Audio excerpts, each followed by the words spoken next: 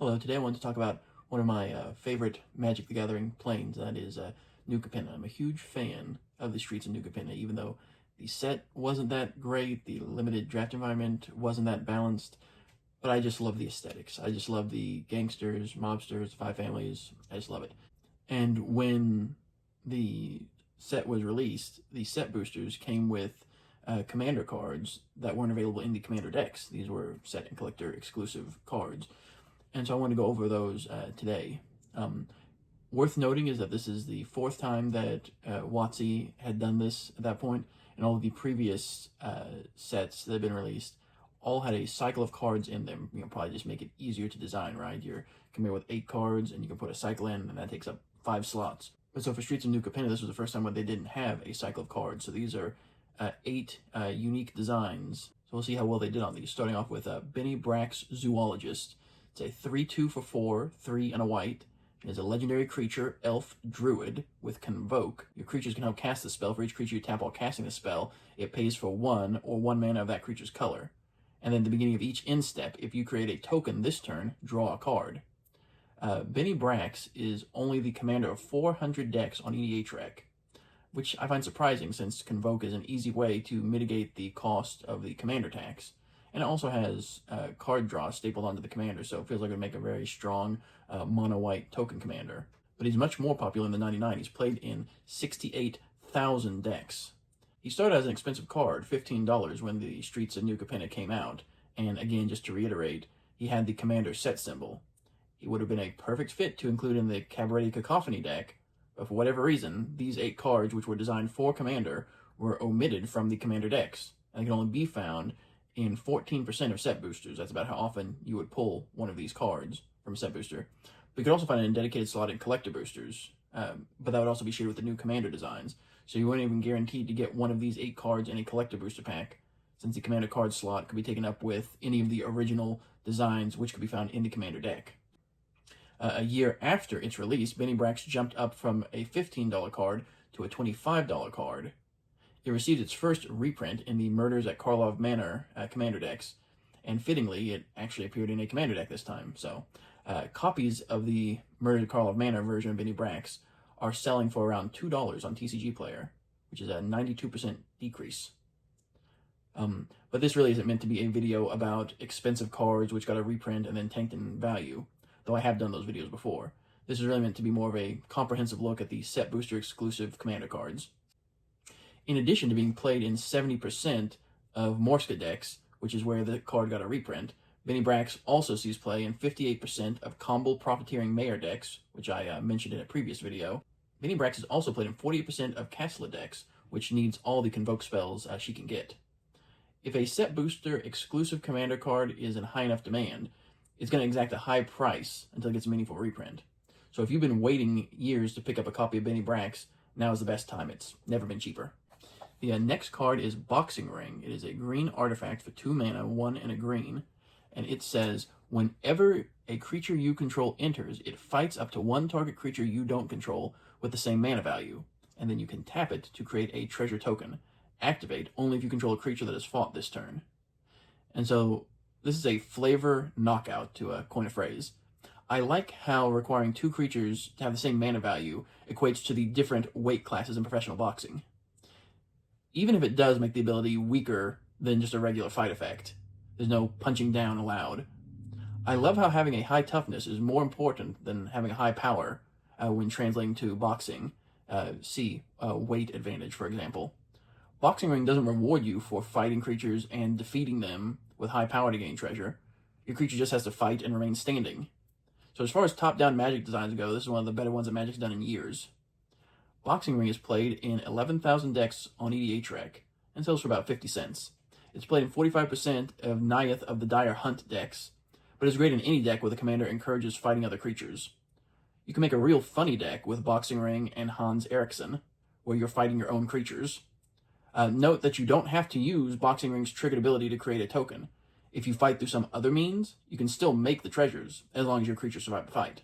That means that Boxing Ring could find a home in any Toughness Matters commander deck, like Arcades the Strategist, Doran the Siege Tower, the Pride of Hullclade, or Felithar the Steadfast. 2 mana is a very good rate for this effect. Ayula, Queen Among Bears, lets your bears fight when they enter, but that's limited to a specific creature type. Gruul, Rage Beast, lets all your creatures fight when they enter, but it costs 7 mana. Thorn Mammoth does something similar, but it also costs 7 mana. This gives you a similar effect for just 2 mana, as long as your deck has plenty of creatures which punch above their weight class, i.e. have a toughness above their mana value. It's definitely worth trying out Boxing Ring in your decks. Bonus points if you also run MC in your deck. Next is Mari the Killing Quill, which is a 3/2 for 3 mana, 1 and 2 black. It's a legendary creature, vampire assassin. Whenever a creature an opponent controls dies, exile it with a hit counter on it. Assassins, mercenaries, and rogues you control have death touch, and whenever this creature deals combat damage to a player, you may remove a hit counter from a card that player owns in exile. If you do, draw a card and create 2 treasure tokens. So here is an interesting case in card prices.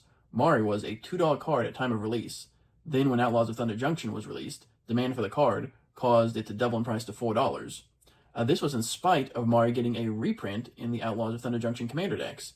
Typically, a reprint will cause the price to go down, but here's an example of the card rising in price alongside a reprint. The hype was just that great. Mari would experience an even bigger price spike a few months later when Assassin's Creed came out. The price shot up from $4 to $12. But by the time Bloomburrow released a month later, people were already over the Assassin hype and had moved on to a new set. Today, Mari is back to her $2 price, so that's an 83% decline from the high. It just goes to show what can happen to a novel tribal card when it gets new support. Mari is only the commander in 1,000 decks on EDHREC. She's much more popular in the 99, being played in 52,000 decks, including many of the legends from Assassin's Creed. I don't expect Mari to rise in price anytime soon, so now is a good time to buy, especially if you avoided it during the $12 price spike. Our next card is Spiteful Repossession, and it's a sorcery for 5 mana, 4 and a red. It says, Spiteful Repossession deals damage to each opponent who controls more lands than you, equal to the difference. Then create a number of treasure tokens equal to the damage dealt this way. So this is another attempt to punish green ramp decks without actually touching their lands. It reminds me of Acidic Soil or Price of Progress, except this doesn't damage you as well. It can also potentially be a ritual, depending on the number of lands in play when you cast it. It could be good in a group hug deck with red. It's played in just 5,700 decks on EDHREC. It's worth knowing that if you have damage doubles in your deck, that will also double the number of tokens produced. If your deck has a treasure theme, or if you just want another way to attack the player who ramps too much, you can give Spiteful Repossession a try. This might have a place in the Edge of Eternity's Jund Land Sacrifice Matters deck. You could sacrifice all of your lands and then cast Spiteful Repossession to deal a whole bunch of damage and get a whole bunch of treasure tokens, and then play one of your land recursion spells to get all the lands you sacrifice back and get a whole bunch of land triggers. So it seems like it definitely has some fun play patterns in a deck like that. The next card I have here is just bizarre. Swindler's Scheme. It's 3 mana, 2 and a blue for an enchantment. It says, whenever an opponent casts a spell from their hand, you may reveal the top card of your library. If it shares a card type with that spell, counter that spell, and that opponent may cast the revealed card without paying its mana cost. And so this card evokes memories of one of Magic's most unassuming uncommons from Cold Snap, which would prove to be a powerhouse in multiple formats. I'm of course talking about Counterbalance. Counterbalance is an enchantment for 2 blue, and it says, whenever an opponent casts a spell, you may reveal the top card of your library. If you do, counter that spell if it has the same mana value as the revealed card. Counterbalance was printed in 2006 and didn't see a reprint for more than 10 years until it got a printing as an Amonkhet Invocation, which goes for $66. The fact that its first reprint after 11 years was an Invocation should speak to the power and the pedigree of this card. It also got a Secret Lair drop, which goes for about $20, as well as a slot on the list, which goes for about $6, and a Future Sight version of Mystery Boosters, too, which goes for about $5. Counterbalance's ability is deceptively simple. Whenever your opponent casts a spell, you can reveal the top card of your library, and if it matches the spell's mana value, you can counter it. By itself, it might feel like a gamble, but in the right deck, particularly when paired with some top deck manipulation like Sensei's Dividing Top, Counterbalance becomes a lock. It turns your library into an impenetrable shield that denies opponents from resolving their key spells. Power Balance in Modern Horizons 3 was a more direct homage to its blue counterpart, but Swindler's Scheme is trying to do something similar to varying degrees of success. Swindler's Scheme is played in 900 decks on EDHREC. Didn't even break 1,000. Some of the biggest adopters are Zedri the Great-Hearted and John Irenicus' Shattered One, which both want your opponents to have your cards. It seems especially funny in Lavinia Azorius Renegade, since her ability would counter the revealed card your opponent tries to cast. The best way to run this card is to fill your deck up with cards which are multiple types, like artifact creatures or enchantment creatures. That way you're just increasing the odds of having it match the type when your opponent casts a spell. When all is said and done, you're potentially turning your opponent's cards into your cards, which presumably won't synergize as well with their decks as the cards they originally were trying to cast. But don't discount the psychological aspect either. Let's say your first opponent casts an instant spell. You reveal the top card of your library, and it's a creature. The opponent gets to cast the spell, but everyone now knows that the first opponent to cast a creature spell from their hand before your next turn is going to get it countered. The worst thing you can do is reveal a land card, but between Scry and Surveil effects, top deck manipulation has never been easier. Your opponent casts an artifact, you can activate Academy Ruins in response to counter it. That was a nice great hinge you were trying to play. Here, have a bauble instead. In a blue-black deck, you can use Unholy Grotto or Volrath's Stronghold to get a creature on top of your library at instant speed. Even the threat of activation will cause your opponents to play around it. Lands like Castle Vantress or Takeshia's Dig Site can help with top deck manipulation. An instant speed sacrifice outlet paired with Mortuary can also keep creatures on top of your deck when you need it. I'm not going to pretend like Swindler's Scheme is anywhere near as good or iconic as Counterbalance. It's not. But if you're looking for an odd card, which will lead to some memorable games, you can always give Swindler's Scheme a try. Even without dedicating a bunch of slots to top deck manipulation, it's still a 3-mana enchantment that just sits there and, without any additional mana investment, will sometimes counter your opponent's spells. You can also factor in something like Homeward Path to get your spells back after your opponents cast them. Or if you want to get really silly, just run this alongside Perplexing Chimera. Our next card is We Have Wedding Ring at Home. Wedding Ring at Home. Tenuous Truce is an enchantment aura for 2 mana, is 1 white, 1 colorless. Enchant Opponent. At the beginning of Enchant Opponent's instep, you and that player each draw a card. When you attack Enchant Opponent or a Planeswalker they control, or when they attack you or Planeswalker you control, sacrifice this aura. This is another aura which can only enchant an opponent, but unlike the one in Duskmourn, I don't consider this one lacking a curse to be a flavor fail, because this one really isn't a curse. The effect is pretty straightforward. You basically bribe an opponent to not attack you. Otherwise, they lose the aura. Tenuous Truce is played in mini-group hug decks like Mrs. Bumbleflower and Glunch the Bestower. It's a 50-cent card that's played in 32,700 decks on EDH Rec. And for those who complained about taxi drivers and hot dog carts in Spider-Man for breaking their immersion in Magic the Gathering's high fantasy, may I present a traffic light.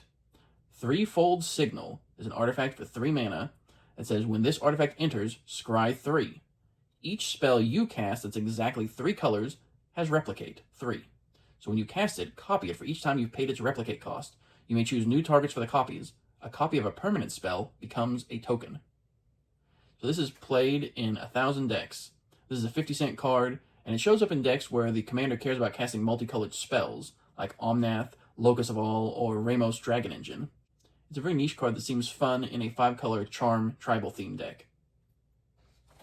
Our last card is Vazi, Keen Negotiator. It's a 3/3 for 5 mana, 2 black, red, green. It's a legendary creature, human advisor with haste, and tap. Target opponent creates X treasure tokens, where X is the number of treasure tokens you created this turn.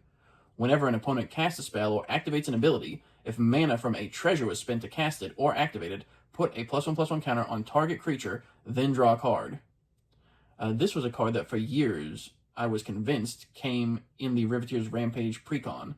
I only recently learned that this was one of the Set Booster exclusive commander cards. I've been wanting to make a Vazi commander deck for years now. Just throw in every card which punishes your opponents for using treasure tokens. Sardian Avenger, Kibo Uktabi Prince, Pain Distributor, Bloodroot Apothecary, Disciple of the Vault, Generous Plunderer, Vengeful Tracker, Viridian Revel, and if you're feeling really spicy, Magnetic Mine.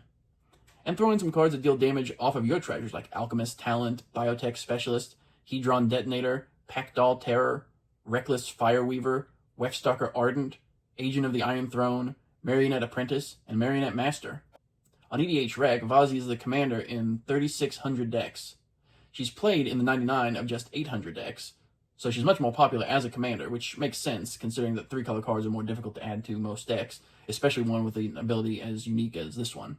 It sort of reminds me of Mrs. Bumbleflower in a way, only instead of giving your opponent's cards, adding counters, and drawing cards when you cast spells, you give your opponent's treasures, and then add counters and draw cards when they cast spells using treasures. But that's it. Those are the 8 set booster exclusive commander cards for Streets of New Capenna. Not as many high dollar cards compared to Neon Dynasty, but Benny Brack's Zoologist and Mari the Killing Quill both reached double-digit prices for a time. Thanks for watching. Be sure to like and subscribe for more videos. I'll probably release a deck tech for Vazi once I complete it. But what about you? Are there any fun commanders you want to try and build that you saw here? But yeah, let me know if you saw any of these cards and want to add them to your decks, or do you want to make a Benny Brack's token deck? Just let me know in the comments below, but I'll see you next time. Take care. Bye.